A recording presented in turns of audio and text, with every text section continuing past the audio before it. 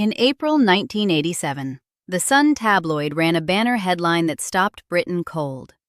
The story it had uncovered said that two members of the Queen's family, first cousins of Queen Elizabeth II, nieces of the Queen Mother, weren't, as the official genealogical record had stated for 24 years, dead. They were alive. They had been alive the entire time. They were living, and had been since 1941, in a long-stay psychiatric hospital in Surrey, 50 miles from Buckingham Palace. The hospital was called Royal Earlswood. The women were named Nerissa and Katherine Bowes-Lyon. Nerissa had died there in January 1986, aged 66, buried in a public cemetery with nothing but a plastic tag and a serial number to mark her grave. No family member attended her funeral. Only hospital staff were present. Katherine, then 60, was still alive in the same ward where she had spent 45 years. A hospital administrator told reporters she had a mental age of around 3 to 6 years, but she had been there since she was 15. For 24 years, the official record, printed in Burke's Peerage and accepted by every newspaper in Britain, had listed both women as deceased. And the Queen Mother, their aunt by blood, had spent that same period attending galas, opening facilities, and accepting the public patronage of a charity dedicated to people exactly like them. This is the story of two women who were erased. And what that erasure tells us about the woman the world believed was Britain's grandmother. To understand what happened to Nerissa and Katherine, you have to start with their father, John Herbert Jock Bowes-Lyon. He was born in 1886, the second son of the 14th Earl of Strathmore, and by every account, the favorite brother of Lady Elizabeth Bowes-Lyon, the woman who would become the Queen Mother. They grew up together at Glamis Castle, the great Gothic pile in the Scottish Highlands that served as the Strathmore family's ancestral seat. In September 1914, Jock married the Honourable Fenella Hepburn Stuart Forbes Trefusis, daughter of the 21st Baron Clifton. They had 5 daughters. The first, Patricia, died in infancy in 1917. The second, Anne, was born in December 1917. The third was Nerissa Jane Irene Bowes-Lyon, born on the 18th of February 1919 at Chelsea, London. The fourth, Diana, arrived in 1923. The fifth and last was Catherine Juliet Bowes-Lyon, born on July 4, 1926. Nerissa and Katherine were both severely intellectually disabled. Neither learned to talk beyond a few basic words. Researchers who later examined the family history believed a genetic disorder in the Hepburn-Stuart-Forbes-Trefusis line, their mother's side, was likely responsible. Fenella's own sister, Harriet, who had married a Major Henry Fane, had 3 daughters with similar disabilities. The intellectual disability, in other words, came from the Trefusis line, not the Bowes-Lyon line, not Elizabeth's side at all. But this is getting ahead of things. Because in February 1930, something happened that changed the entire trajectory of Nerissa and Katherine's lives. Their father, Jock, died of pneumonia at Glamis Castle, aged 43. Nerissa was 10. Katherine was 3 years old. Fenella was left as the sole parent of 4 young daughters, 2 of whom required constant care and would never become independent. She managed for 11 years. June 1941. Britain is in the middle of its second year of war. London has been bombed for 9 months. Fenella Bowes-Lyon, widowed for a decade, makes a decision. She commits Nerissa, now 22, and Katherine, now 15, to the Royal Earlswood Institution for Mental Defectives in Red Hill, Surrey. She does not do this alone. Her sister, Harriet Fane, commits her 3 disabled daughters on the same day. 5 women enter the hospital together. 2 Bowes-Lyons, 3 Fanes, by what appears to be a coordinated decision between the 2 sisters. Fenella is their mother. She is their primary carer. She has been managing without a husband since 1930. No palace involvement in the decision is documented by any source. Royal Earlswood had been established in 1847 as the Asylum for Idiots, the first institution in Britain built specifically for people with developmental disabilities, rather than mixing them into workhouses and lunatic asylums. Prince Albert laid its foundation stone in 1853. It was, by the standards of its era, a purpose-built facility with some genuine ambition. By 1941, it had been operating for nearly a century, with long-stay patients in large dormitory wards who would remain there for the rest of their lives. Nerissa and Katherine received £125 per year from the family, paid directly to Earlswood. Fenella visited regularly, by most accounts, until her death in 1966. After that, according to the hospital's own records and the testimony of staff who later spoke about the case, visits stopped. The sisters' aunt, Elizabeth Bowes-Lyon, the Queen consort since December 1936, and from February 1952 the Queen mother, didn't visit. Not once. Not that year, not the next year. Not across 4 decades. That much is documented. The reason for the absence is the part that requires care, because the picture here is more complicated than the story that eventually ran in the tabloids, and more damning in a different way than it first appears. In 1963, someone filled out a form for Burke's peerage. Burke's peerage, the great genealogical register of British aristocratic families, published in editions going back to 1826, relied on family submissions. Editors didn't independently verify births and deaths against public records. They trusted the families to report accurately. Families who failed to update entries or who filled in forms incompletely could, in theory, cause errors. The 1963 edition of Burke's Peerage listed Nerissa Bowes-Lyon as having died in 1940. It listed Katherine Bowes-Lyon as having died in 1961. Both women were alive. Nerissa had been at Royal Earlswood for 22 years and would survive another 23. Katherine had been there for 22 years and would survive another 51. These weren't blank spaces left by a form that was never returned. They were specific dates, specific years of death for 2 living women. When the story broke in 1987, Burke's Peerage stated publicly that the false entries resulted from errors made by a family member when filling in the forms they sent to the publisher, and acknowledged it had been deceived. The family's defense, offered by Fenella's granddaughter, Lady Elizabeth Shackerley, and by Lord Clinton, was that Fenella was a vague person who often left forms incomplete, and that Burke's may have interpreted blank spaces as deaths. It's a possible explanation, but an editor for Debrett's, a comparable publication that had dropped Nerissa and Katherine's names in the 1950s, was less sympathetic. An oversight like that doesn't happen. Burke's included specific years, not blanks, specific years. Someone decided that Nerissa died in 1940 and Katherine died in 1961. Those choices were written down and sent to a publisher, and they stood uncorrected for 24 years. Who exactly made that submission has never been definitively established. Fenella is the most likely candidate. She was the primary family contact. She was still alive in 1963, and she managed the family's affairs.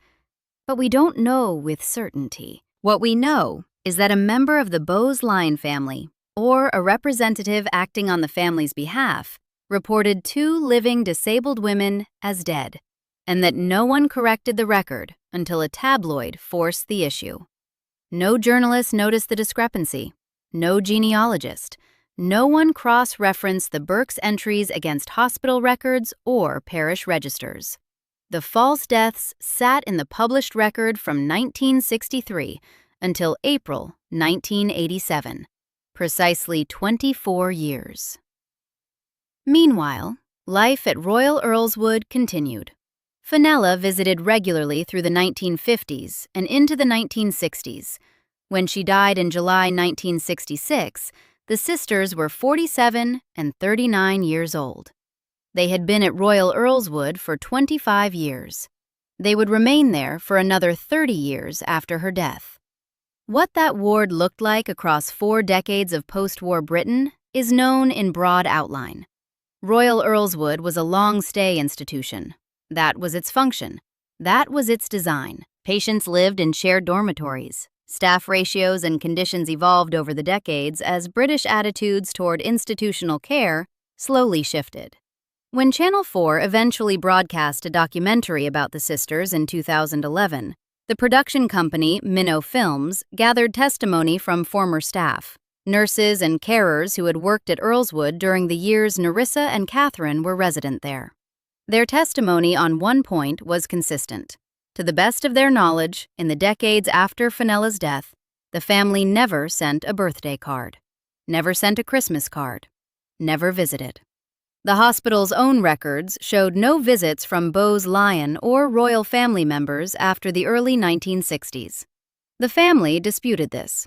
Lady Elizabeth Shackerley, Fenella's granddaughter, said that other relatives had often visited and sent gifts over the years, and that the documentary's portrayal of familial abandonment was unfair. The testimony conflicts, and both versions of it are in the record.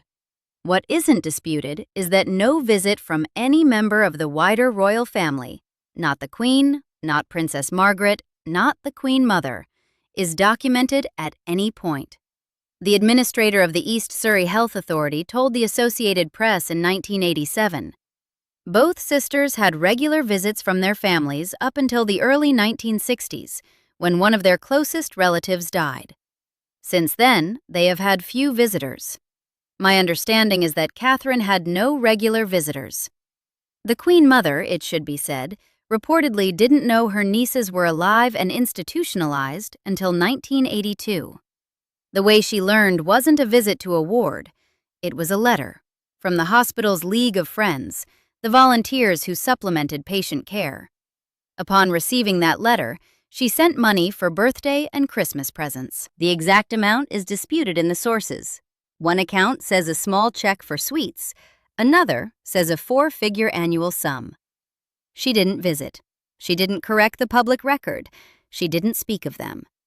By 1982, Nerissa and Katherine had been at Royal Earlswood for 41 years. Here is where the story becomes specific. In 1963, the same year the false death entries were submitted to Burke's peerage, the Queen Mother traveled to Slough, Buckinghamshire, and opened a new hostel and training workshop for adults with learning disabilities. It was run by the National Society for Mentally Handicapped Children, and, according to MENCAP's own institutional history, it was one of the first facilities of its kind for adults with a learning disability. She cut the ribbon. She smiled. She represented the spirit of charitable concern for the very population her nieces belonged to. And in 1986, in the same year that Nerissa Bowes-Lyon died in her ward at Royal Earlswood after more than 44 years of institutional life, the Queen Mother became the official patron of MENCAP, the Royal Society for Mentally Handicapped Children and Adults. This is confirmed by MENCAP's own institutional records and by the official royal website. The patronage was announced in 1986. She held it until her death in 2002. She never spoke publicly of her nieces in connection with that work. The patronage of the charity continued from the year of Nerissa's death until her own. And MENCAP's own history notes it straightforwardly. The Queen Mother never spoke of them publicly, despite being a patron of the Royal Society for Mentally Handicapped Children and Adults. There is one version of this story that says the Queen Mother simply didn't know, that she was a peripheral figure to the decision her sister-in-law made in 1941, that she learned the truth too late to correct anything, and that her private response, sending money in 1982, was the best she could manage under the circumstances of palace protocol and public image management. That version exists. It isn't without evidence. Multiple sources confirm she didn't learn her nieces were alive until 1982. But here is what sits alongside it. In 1986, she accepted a public patronage for people exactly like Nerissa and Katherine, her niece, the word that appears in official royal sources, not cousin, died in that same hospital in that same year. She held that patronage for 16 more years. She opened facilities, she attended galas, she represented the cause of people with learning disabilities to the British public, and she never once mentioned the two women who had been born into her own family and had spent their entire adult lives in exactly the kind of institution that her charity work was meant to address. That is the documented record. Nerissa Bowes-Lyon died on 22 January 1986, aged 66. She had lived at Royal Earlswood for 44 years and 7 months. She was buried at Redstone Cemetery in Earlswood, Redhill, a public cemetery a short distance from the hospital. Her grave was marked with a plastic tag bearing a serial number and her name. No member of her family attended her funeral. The service was attended only by the hospital staff who had cared for her. The plastic tag would remain as the sole marker of her grave until journalists found it the following year. Katherine remained in the same hospital. She was 59 years old. The story broke in April 1987. Buckingham Palace issued a single statement and closed the matter. The Queen was aware of the report, the palace said, referring to the press coverage. We have no comment about it at all. It's a matter for the Bowes-Lyon family. The phrase is worth sitting with. A matter for the Bowes-Lyon family. The Queen's first cousins, her mother's nieces, the children of the Queen Mother's favorite brother. A matter for the family. Following the media exposure, the family installed a proper gravestone at Nerissa's grave. It had not occurred to anyone in the 15 months between her death in January 1986 and the newspaper coverage in April 1987 to do this. The public responded with anger and with something close to grief. People sent flowers to the cemetery. A local reporter described finding the grave with no flowers at all when they first went to look at it. In the wake of the coverage, the question being asked everywhere was the same one that had been implicit since 1941. What exactly was the nature of the decision to institutionalize two disabled women, falsely declare them dead, and maintain that fiction for decades? And what did it mean that the person most associated with charitable concern for this population had not mentioned them once? Royal Earlswood Hospital closed in March 1997. Katherine Bowes-Lyon was 70 years old. She was moved to a care home in Surrey, Ketwin House, and when that closed in 2001, moved again to another facility in the county. According to Community Living magazine, which investigated the case in detail, the hospital's administrator claimed that when Earlswood was closing, neither the Queen nor the Queen Mother would agree to meet to discuss arrangements for Katherine's care. This is a single secondary source, and it can't be fully confirmed, but no contradicting account appears in the record either. Katherine's existence, in the meantime, was barely acknowledged. The royal family had offered no public statement on the matter since 1987. The story had faded, the way stories do when institutions refuse to engage with them.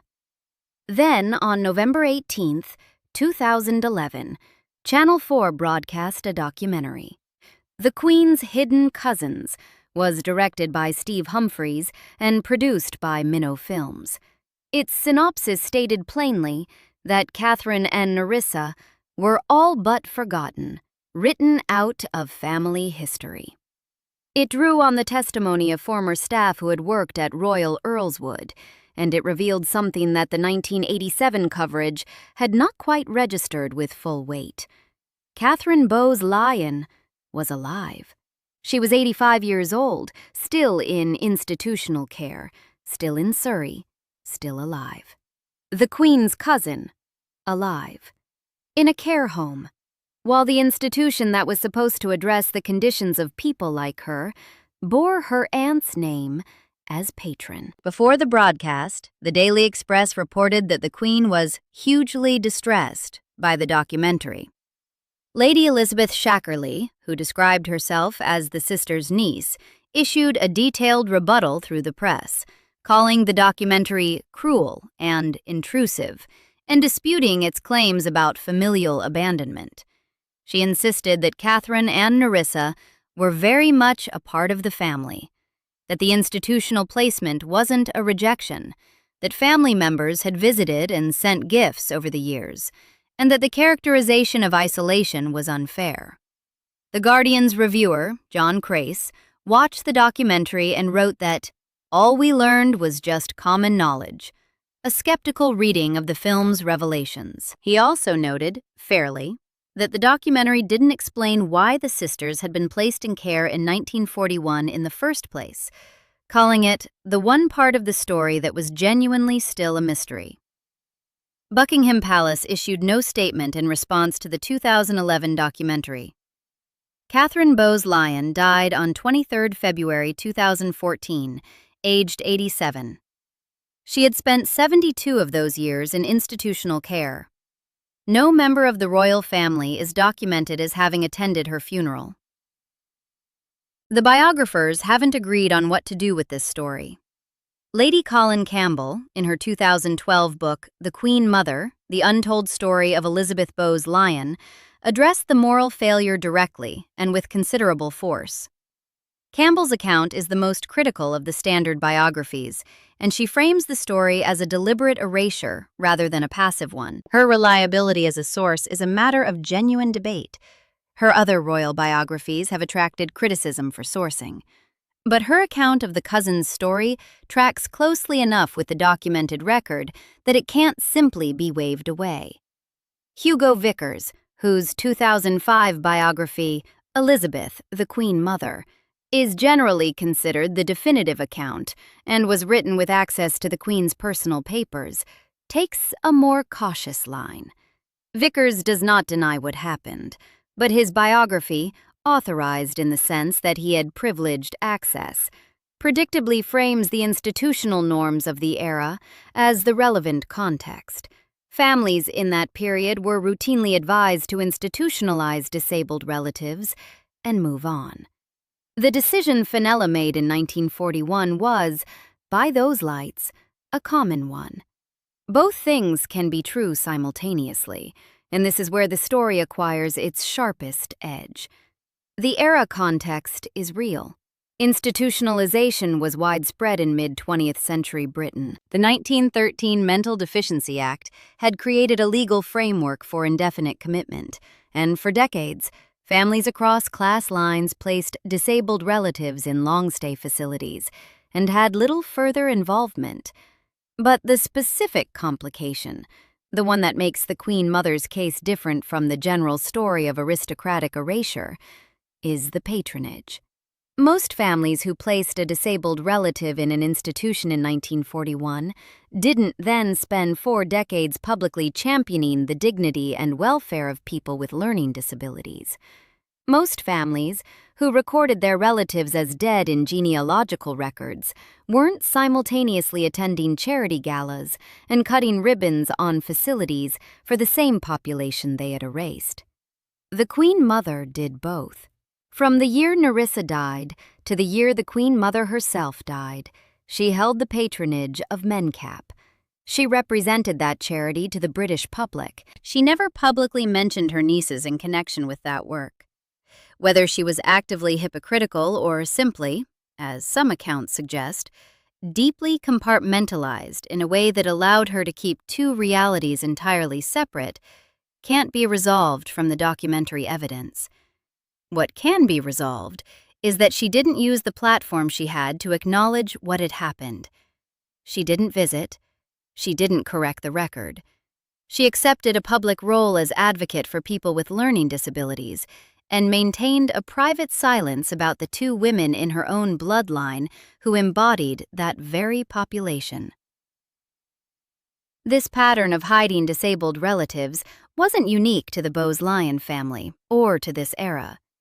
Prince John, the youngest son of George V, developed epilepsy and what contemporaries described as behavioral difficulties. From 1916 until his death in January 1919, at the age of 13, he lived at Wood Farm on the Sandringham estate, cared for but largely out of public view. He died following a severe epileptic seizure. His condition was managed, not hidden in the institutional sense, but the public knew little of him and his illness wasn't discussed openly. In November 1941, the same month of the same year that Nerissa and Katherine were committed to Royal Earlswood, Joe Kennedy Sr. authorized a prefrontal lobotomy for his 23-year-old daughter, Rosemary, performed without the knowledge of his wife. Rosemary Kennedy was institutionalized in Wisconsin, and her family's public silence about her situation lasted for roughly 20 years, until her sister, Eunice Kennedy Shriver, began speaking openly about intellectual disability in her own family. Shriver went on to found the Special Olympics. The Kennedy family's engagement with disability rights became one of the most significant advocacy legacies of the 20th century. The arc matters. The Kennedy family erased Rosemary, then confronted the erasure, and eventually built something from the confrontation. The Queen Mother's family erased Nerissa and Katherine, and the record shows no comparable reckoning. The Queen Mother died on March 30, 2002, aged 101. She was buried in St. George's Chapel at Windsor Castle. The coffin was carried in procession from central London to Windsor, and crowds gathered along the route, hundreds of thousands of people, filling the streets, paying their respects to the woman who had become, across 60 years of public life, the face of a certain kind of British warmth. The warm grandmother, the unbreakable wartime spirit, the smile in the open carriage, the wave from the balcony at Buckingham Palace. That image was real in its way. She was, by many accounts, genuinely warm to the people around her, genuinely skilled at the performance of public life, genuinely beloved by a significant portion of the population that had grown up with her as a fixture. But somewhere in the years between 1982, when she learned her nieces were alive, and 2002, when she died, she made a choice. It may not have been a sudden, deliberate, evil choice. It may have been something quieter and more institutional than that. The decision to keep doing what she had always done, to keep the charity patronage and the ribbon cutting and the public image intact, without the complication of acknowledging two women in a Surrey ward who would have required explanation. She never explained. She never acknowledged. 40 miles south of St. George's Chapel, in Redstone Cemetery in Red Hill, Surrey, there is a grave. Nerissa Jane Irene Bowes-Lyon was buried there in January 1986. She died with plastic tags and a serial number as the only record of who she was, until journalists found her grave the following year, and the family installed a proper headstone under the pressure of public scrutiny. Catherine Juliet Bowes-Lyon was buried next to her in 2014. Both women are in a cemetery in Surrey. Their cousin was buried at Windsor with full national mourning. In the years after Nerissa's death, when the Queen Mother was still alive and still serving as MenCap's patron, she made her annual appearances at public events. She attended charity galas for people with learning disabilities. She smiled. She waved. She performed the role of Britain's grandmother, the role she had performed since before the war and would continue to perform until her 100th year. In 1986, the year Nerissa died without family at her graveside, the Queen Mother became the public face of care for people with learning disabilities in Britain. She held that position for 16 years. She never said a word about the women who were born into her family and had lived their entire adult lives in exactly the kind of institution she spent those years publicly championing. That is the document. That is what survives. Not what anyone intended, Not what anyone privately felt. Not what family members told each other across private dining tables at Glamis or at Windsor. Just what is in the record. The grave with the plastic tag, the hospital without a royal visitor, the charity gala with a patron who never mentioned the two names she shared with the women in the ward. Nerissa Bowes-Lyon was born in 1919, the same year as young Princess Elizabeth. She died in 1986, forgotten by the family she was born into.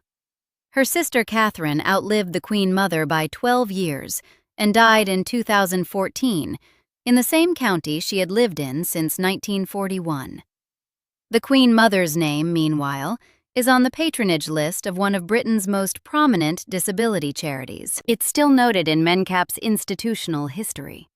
The two facts exist in the same record. They don't cancel each other out. If you want more stories about the real history behind the royal family's carefully curated image, subscribe. There is more to tell.